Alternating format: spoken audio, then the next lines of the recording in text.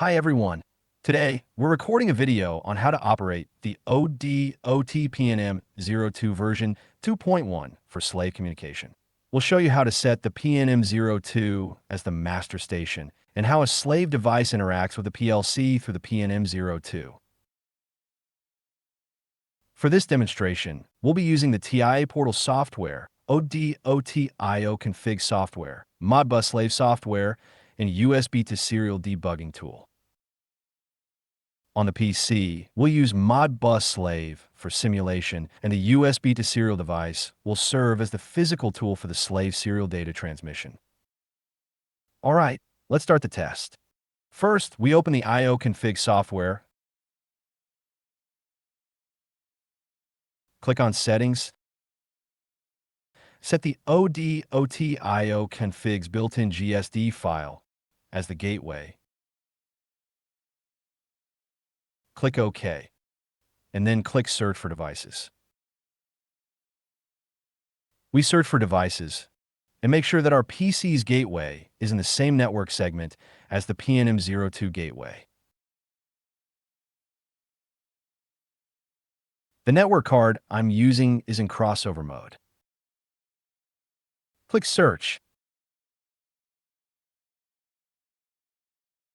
and the device search is complete.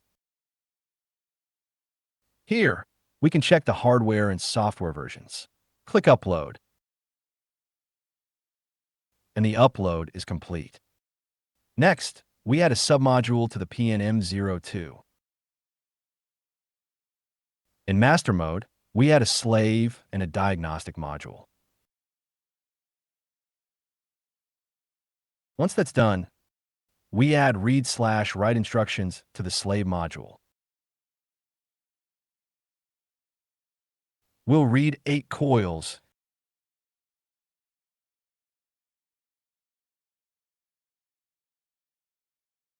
and write a single word to a holding register.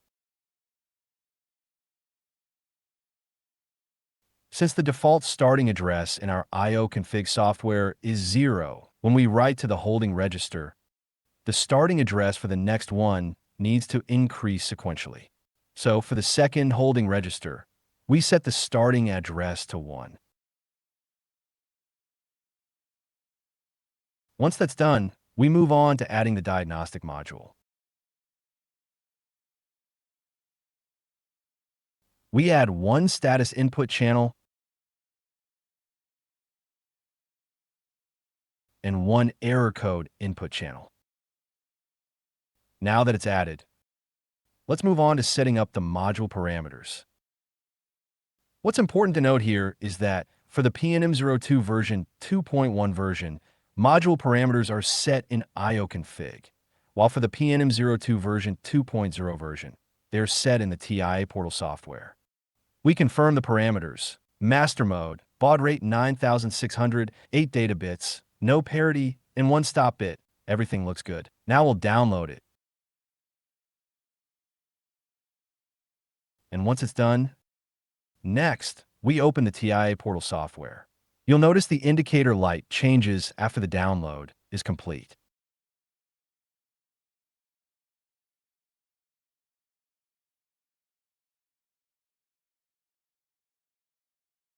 We're using TIA portal version v19 here.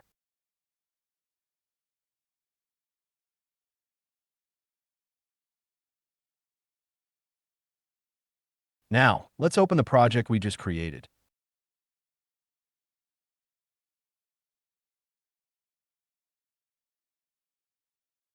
This project was set up in advance, and it's empty for now. Click on the project view,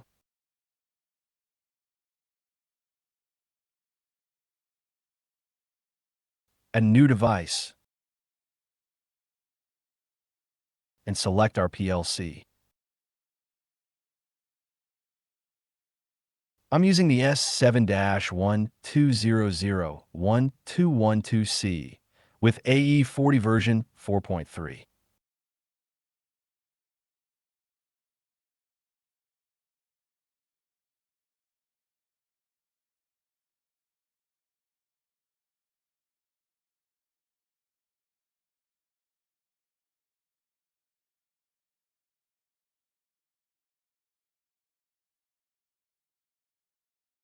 Once added, we're good to go. Next, let's add our PNM02 device. Before adding it, we need to install the GSD file for PNM02. Since we've already installed it beforehand, we'll just go through the steps as a demonstration.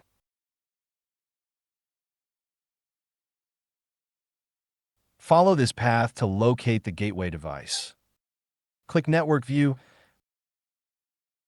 go to the Hardware Catalog.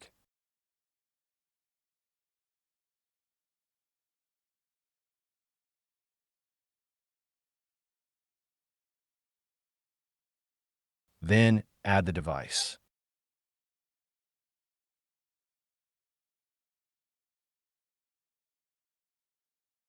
Now, let's configure the PLC address. First, click Online Scan.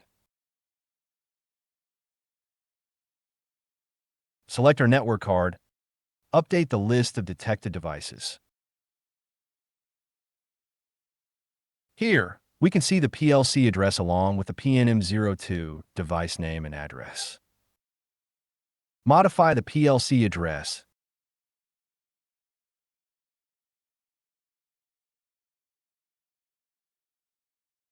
to ensure it matches. Once updated, we're all set. Now, let's configure our PNM02 device.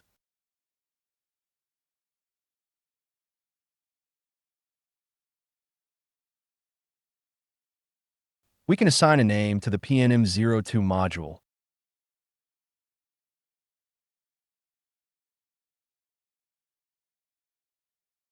Let's change it to Address 1. Once that's done, we need to ensure that the device name matches the one detected during the online scan.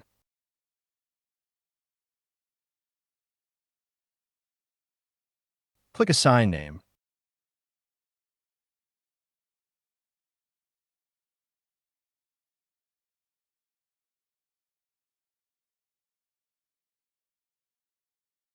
Once assigned successfully, click Update.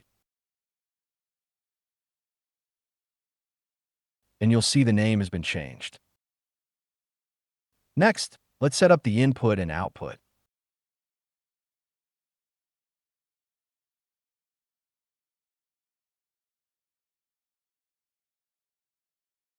Input, 32 bytes. Output, 8 bytes.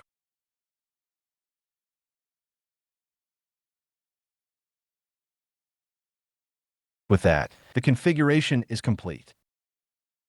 Now, let's compile and download the configuration.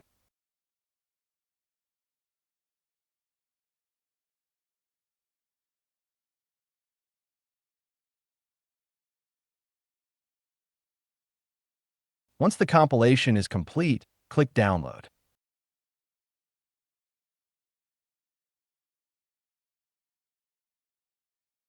Select the correct network adapter, then proceed with the download.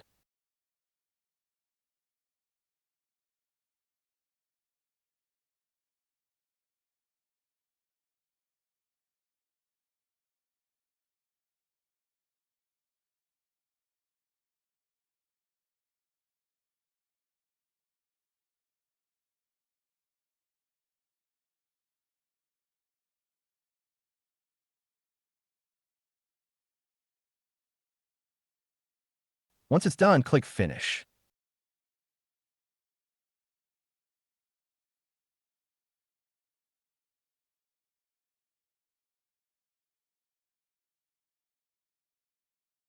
Next, we'll add an online monitoring and forcing table.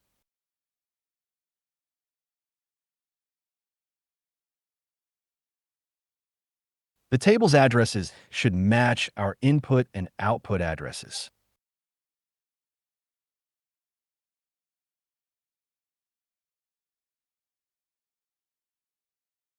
You can see the addresses are now added.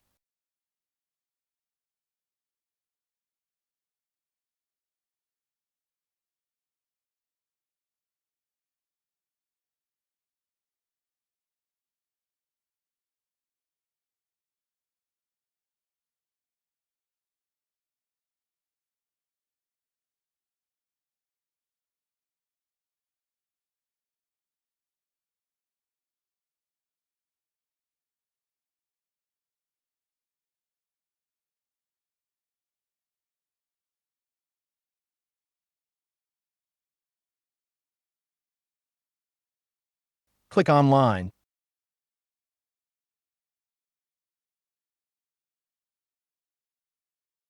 Then Monitor.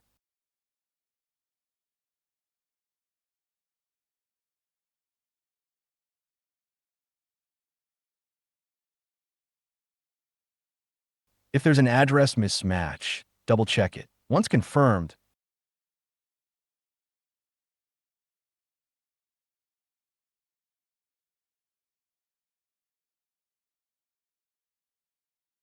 everything should be good to go.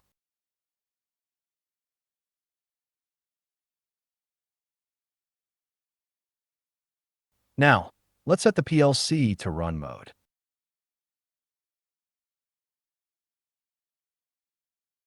You can see that IW70, IW71, and IW74 represent the status codes and error codes. You can check their meanings in the manual.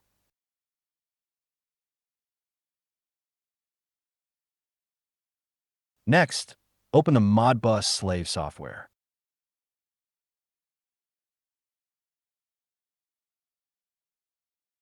We'll add two windows for read/write commands. First window. Select function code 01 to write coils.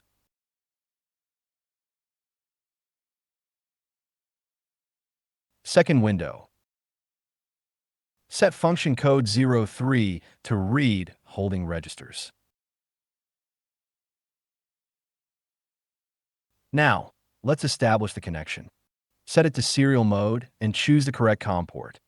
Baud rate, 9600. Data bits, 8. No parity, stop bits, 1. Everything looks good, connection established, and communication is working fine. Now, let's run a test. We'll change IW68 to binary and test the input signals. Everything looks good, input is working fine.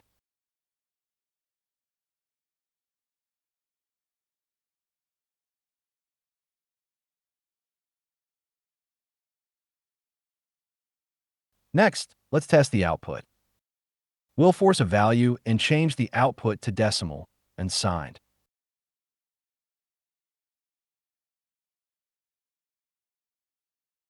Forcing the output.